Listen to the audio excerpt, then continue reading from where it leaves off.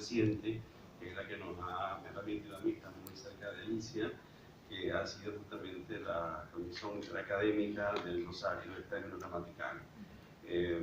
Yo quisiera, para no hacer esto muy largo, Alicia, que me permites solamente he dejado mi chuleta. El título dice de Alicia: Cosmos y Caos en la sintaxis mediática y el trabajo de la Academia Argentina de Letras. Un enfoque ya específicamente sobre la Academia de este magnífico país. Buenas tardes a todos. El saber que perjudica gravemente a la ignorancia es una forma de la pasión, y esta, desde el punto de vista etimológico, implica padecer, sufrir. Sin duda, duele en el mejor sentido de la palabra. Es un dolor gozoso que va trazando el camino intelectual, siempre en busca de la belleza, en el que se involucra, de hecho, la espiritualidad, fuente creadora y regeneradora de reflexión y de valores. Pero saber las palabras no es lo mismo que saber acerca de las palabras, que navegar su savia, que explorar sus raíces, que propiciar su encuentro en oraciones distendidas a fin de que el mensaje sea claro, es decir, que transmita de manera cabal lo que se desea expresar. Lamentablemente, y la Academia Argentina de Letras está siempre alerta al respecto, se ha perdido el interés por hablar y escribir con cierto decoro. El uso de la lengua se deteriora en todos los ámbitos. La negligencia se renueva de continuo, amparándose en un ilimitado y malentendido derecho a la libertad que engendra el libertinaje y una cultura lingüística personalizada. Y los que lo hacen no sienten ningún sufrimiento, no toman conciencia de que, como bien dice Salvador Gutiérrez Ordóñez, es el centro de la cultura, una asignatura de todos, no solo de los profesores de lengua. A pesar de su indiscutible protagonismo, pues sin palabras no somos, su cuidado ocupa el segundo, el tercero o el cuarto lugar en la escala axiológica de muchos hablantes que evidentemente dedican poco tiempo al trabajo del espíritu, que según el filósofo francés Jean Guitton, moviliza nuestras profundidades y da orden interior. Una de las preocupaciones de la Academia Argentina de Letras es, pues, la indiferencia con que se habla y se escribe en los medios de comunicación, precisamente porque ya no se usa una sintaxis fluida, sino inconclusa, quebrada, con fractura expuesta, diría un médico, que ni salvan los puntos suspensivos. Y por eso, muchas veces, al decir y al escribir mal, cuando se eligen sin propiedad las palabras, se mutilan los significados o se duplican para que el oyente y el lector elijan el que más les convenga o entiendan lo que deseen. En síntesis, no se reparen que el mensaje debe ser limpio, transparente, llano. Por esta causa, consideramos que no hay soledad más grande que la de la belleza lingüística. No es raro que en los zócalos televisivos aparezcan noticias truculentas, mientras en silencio el periodista que conduce el programa se expone ante las cámaras mirando fijamente como si futuro protagonista de la masacre promocionara sus servicios o confesara sus intenciones. Leí en un zócalo televisivo: mato a 6 personas, también asesino a su suegra, también decía, también. O bien, la asalto, la ato y la violo. Más aún, decía, último momento, último, único medio donde se encontró el cadáver de la niña. La ausencia de tildes, esas pobres condenadas injustamente al destierro en la isla de la opaca ignorancia, transforma, distorsiona la denotación de los mensajes. Además, la necesidad competitiva de ser el primer medio en comunicar la noticia para tener el máximo índice de audiencia lo compromete con el crimen que no se cometió allí, aunque el pronombre relativo donde así lo indica. ¿En cuántos otros medios podría haber estado un mismo cadáver? En su obra La civilización del espectáculo, Mario Vargas Llosa dice que se ha sucumbido a la frivolidad. Cuando uno se refiere a una persona frívola, la califica de insustancial y veleidosa. Y si se piensa en una cosa frívola, de ligera y de poca sustancia y hasta de sensual. El escritor peruano advierte en esa palabra una connotación más compleja. Dice, la frivolidad consiste en tener una tabla de valores invertida o desequilibrada en la que la forma importa más que el contenido, la apariencia más que la esencia, y en la que el gesto y el desplante, es decir, la representación, hacen las veces de sentimientos e ideas. Y agrega, eso es la frivolidad, una manera de entender el mundo, la vida, según la cual todo es apariencia, es decir, teatro, juego y diversión. Sin duda, en esta sociedad pseudocomunicada del siglo XXI, algunas palabras convertidas en cosas, vaciadas poco a poco de lo estético y de lo ético, han perdido su cultura, su fortaleza semántica, su rigor sensible, y padecemos gradualmente su decadencia y su insustancialidad. El que habla o el que escribe no se compromete con lo que expresa, practica una indiferencia relajada, no se responsabiliza de lo que dice, deprecia gradualmente el placer de la palabra bien dicha en el contexto que le corresponde. Escuchamos en televisión, escuchamos, porque percibimos con atención. Brinde a sus televidentes de manera rápida y exacta el clima local que deseen ver. Aunque la oración no está exenta de cierta cortesía, ningún meteorólogo podrá brindar un clima tropical, árido, templado, frío o continental, ya que esta voz denota conjunto de condiciones atmosféricas que caracterizan una región. Además, el clima no se ve ni se toca, y el periodista dijo que deseen ver. Se disfruta o se padece. Sin duda hay palabras que nos maltratan y palabras maltratadas, como las que aparecen en la traducción de una película. Dice así: tenemos un cadáver que murió 2 veces. La palabra cadáver debe de tener una atracción especial, pues muy pocos se resignan a concederle el real significado de cuerpo muerto y le asignan el de cuerpo vivo. Los ejemplos periodísticos, publicitarios, de carteles indicadores corroboran la sentencia. Nunca por dulces dejaron de matar los venenos. Y así lo demuestra el siguiente titular: toman rehenes en una iglesia y degollan al cura. El diario que lo publicó y otros diarios tuvieron la valentía de usar mal el presente de indicativo del verbo degollar. El ejemplo corrobora que ya ni los verbos irregulares gozan en paz de su regularidad. Los más inseguros usaron con prudencia el pretérito perfecto simple de indicativo, degollaron. Otros prefirieron evitarlo y emplearon matan, asesinan y hasta decapitan. Por supuesto, no es lo mismo un degüello que una decapitación. El periodista se sintió acorralado por la duda verbal y escribió lo que consideró más espeluznante, sobre todo porque primero la noticia rezaba: toman iglesia con cuchillos, y luego el degüello se llevó a cabo con una espada. Los efectos especiales transformaron las armas como en las películas y en una misma noticia. Leamos más celebridades sintácticas. Todos los fines de semana estamos haciendo accidentes. Atentaron contra la tumba de alguien que ya estaba muerto. Lo peor es que la periodista lo dijo con solemnidad. En el Tigre, la vegetación abunda en abundancia. Lo vi con una entonación especial. Lo vi.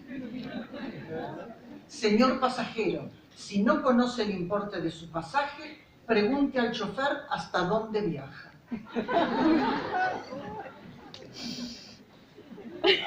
La economía va a seguir continuando creciendo. Pelucas para mujeres permanentes e indetectables.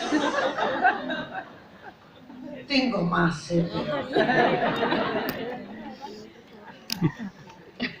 Después del...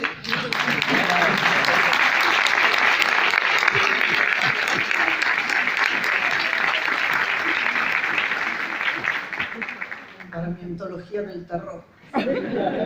Después de leer estos ejemplos, nos damos cuenta de que a veces las palabras se convierten en una mueca intrascendente en el reinado de las máscaras. El desorden sintáctico es parte del teatro, del juego y de la diversión. Un juego que, como dice Fernando Savater, es metáfora de la vida. Nosotros agregamos metáfora del desconcierto en que se vive. Tal vez las consignas de esta decadencia lingüística de vanguardia sean las siguientes: no hacer esfuerzos ni sacrificios, no preocuparse, no sentir angustia y, sobre todo, no pensar para no llegar a la cumbre de uno mismo. En síntesis, ser para nada o para poco, vivir para la superficie. ¿Es esa la felicidad que buscan las personas del nuevo siglo? Que corren pero nunca llegan, que leen pero les cuesta comprender lo que leen, que hablan pero cuando lo hacen parece que tratan de esquivar baches porque pocas veces son capaces de expresar una oración completa. Hoy se ve pero no se mira ni se desea mirar, se oye pero no se escucha, o solo se escuchan a sí mismos quienes caminan con el celular en la mano como diciendo aquí estoy, existo. Y cuando escriben mensajitos, los rematan con un económico y fugaz TUM, que no es ni abreviatura ni símbolo. Se descree, pues, del valor de la intelectualidad y se rinde culto adictivo y arrollador al teléfono celular, una extensión de la ansiedad que genera hasta el no saber aburrirse. Se evita el diálogo profundo, eclipsado por el monólogo circunstancial, por la necesidad de decirse, de contarse, de mostrarse, en fin, de desnudarse ante los demás para ser más visible a fin de no ser olvidado ni un instante. Dice el filósofo noruego Jostein Gaarder que se ha fundado una sociedad de la autopresentación, de la autopromoción, en la que cada uno sigue su Facebook con más interés que el destino de las víctimas del cambio climático o de cualquier desastre. Sin duda, el centro de atención es sobre todo uno mismo. Nada más abrumador que el aburrido aburrimiento de aburrirse. Como se advierte, la cacofonía intencionada de esta última oración resume o trata de interpretar el quid de los nuevos días. La vida transcurre, pues, frágil del otro lado de la frontera, entre largos etcéteras. Signos de exclamación desbordantes que pocas veces se abren, porque la admiración o el asombro ya no son tan completos, y extensos espacios en blanco que cubre con tristeza el vocablo nada, fiel comodín de la pobreza verbal, tan vacío de todo. Tomé este ejemplo de la cruel oralidad.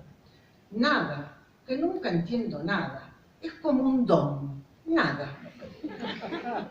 Un don. Y la proliferación elefantina de adverbios en mente, como absolutamente, ciertamente, llamativamente, maravillosamente, profundamente, totalmente, que lentifican la redacción hasta el tedio.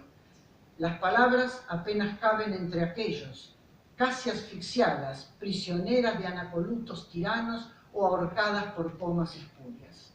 En general, muchas veces lo que se escribe no tiene cuerpo, sino huesos descoyuntados. Basta este ejemplo. En la mañana de hoy, el secretario de Obras Públicas, Eduardo Ortiz, se acercaron a los barrios 40 y 50 viviendas, donde el personal de servicios públicos realiza la colocación de ripio en las calles internas de los barrios. Pobre Ortiz, quedó ahí. Se infringe el significado de los verbos que anclan en el presente, siempre en el presente, aunque se relacionen con un pretérito perfecto simple, como sucede en esta oración en que las palabras no están bien relacionadas. Dice así: por ello, rápidamente dos funcionarios policiales, quienes de forma profesional lograron persuadir y evitar que esta persona tome esa drástica determinación, logrando contenerlo. Y el final, lograron y todo. Los gerundios siempre de fiesta. Escapan de sus normas y prefieren alegremente la posterioridad. Hoy más que nunca, la posterioridad. Las preposiciones se ubican donde la suerte las lleva.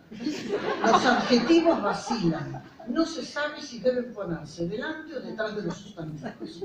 El expresivo hola, con 6 signos de exclamación al final, nunca al principio, es el cibersaludo constante junto al nombre del destinatario, por supuesto sin coma que lo separe para destacar el carácter devocativo del nombre propio. Tanto es así que parece el primer nombre de pila de mucha gente. Hola Jimena. ¿Estás bien? Escribime pronto. Esto es lo que sirve. Y después la necesidad imperiosa de que responda en breve el que lo recibe, lo más rápido posible, con errores o sin estos, pues el desasosiego carece de paciencia y vive en el destiempo. El contestar con la celeridad requerida se premia en general con un exultante «gracias, amiga» o amigo, que rebosa las letras que lo componen y expulsa otra vez la coma.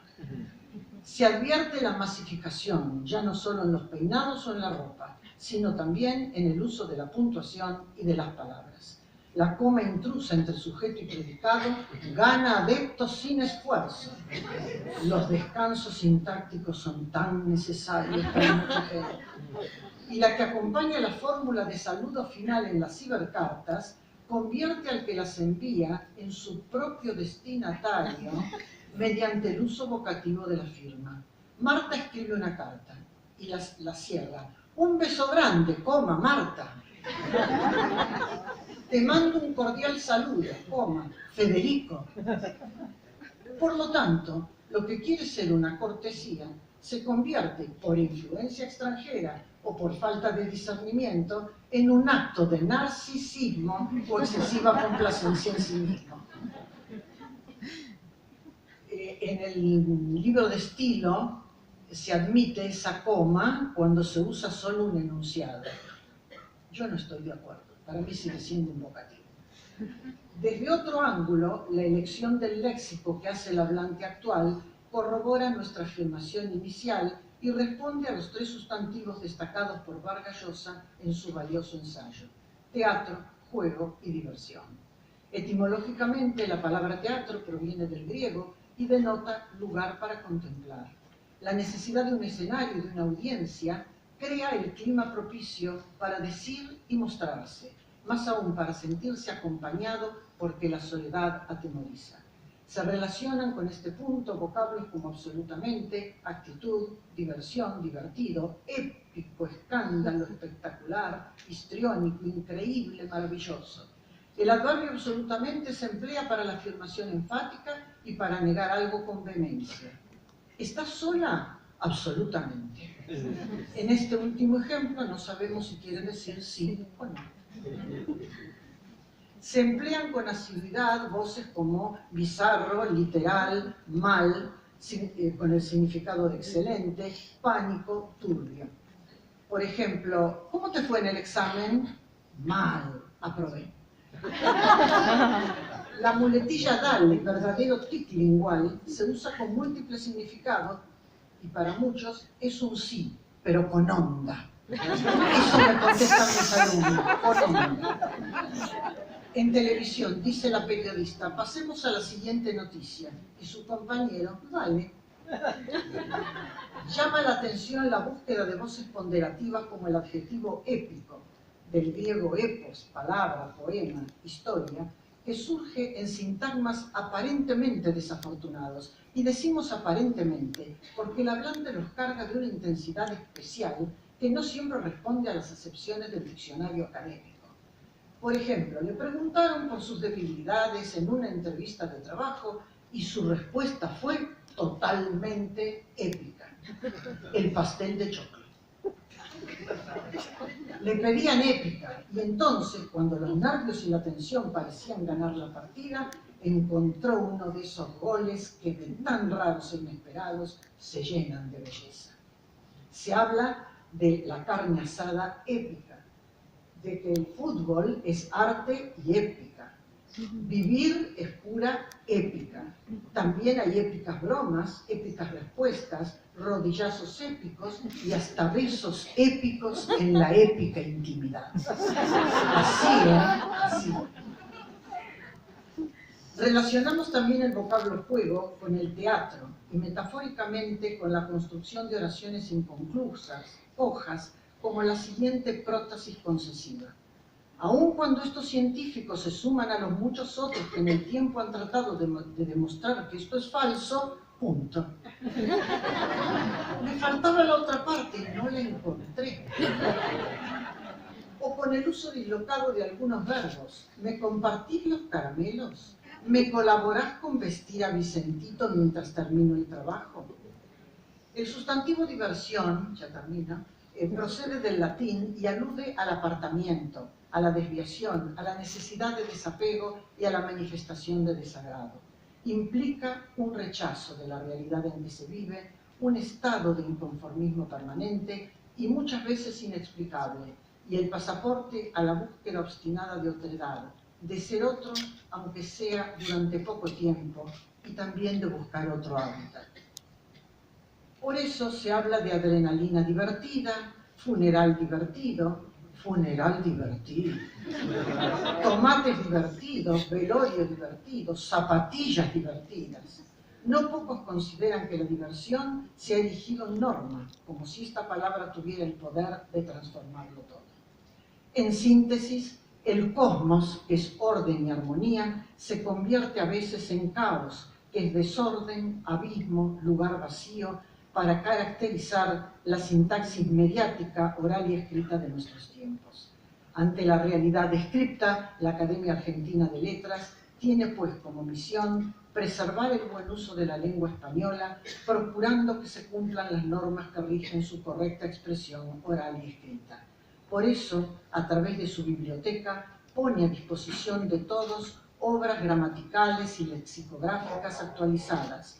Desde el Departamento de Investigaciones Lingüísticas y Filológicas responde por teléfono o por escrito a las consultas de los hablantes que todavía creen en que la lengua es un bien que debe cuidarse porque significa su identidad, y del periodismo que solicita con frecuencia entrevistas por el asombro que le despiertan las novedades léxicas que van incorporándose en el diccionario académico. La Academia Argentina trabaja y seguirá trabajando intensamente para concienciar a los hablantes acerca de que las palabras deben habitarse como obras de arte que contienen la belleza esencial del mundo, pues ellas también nos habitan. Gracias.